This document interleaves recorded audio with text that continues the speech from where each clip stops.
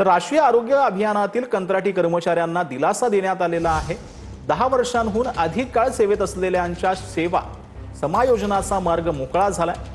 15,010 कंत्राटी कर्मचाऱ्यांना याचा फायदा होणार आहे। कर्मचाऱ्यांसाठी समकक्ष वेतन श्रेणीतील अधिसंख्य पद निर्माण करण्यास मान्यता देण्यात आलेली आहे।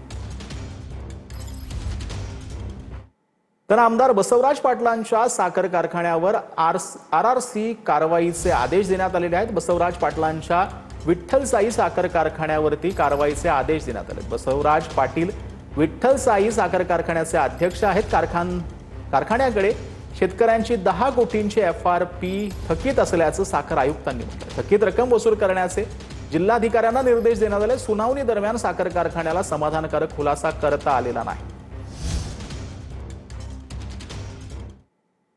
नाशिक पालिकेला महासभेत दिनकर पाटील भावूक झाले। सभागृहात बोलताना दिनकर पाटलांना अश्रू अनावर झाले। रस्ते अपघातात मृत्यू झालेल्या माजी सैनिकाच्या कुटुंबियांना आर्थिक मदत मिळावी अशी मागणी दिनकर पाटलांनी केली। आर्थिक मदतीसह संबंधित ठेकेदारावर कारवाई करण्याची देखील मागणी करण्यात आली।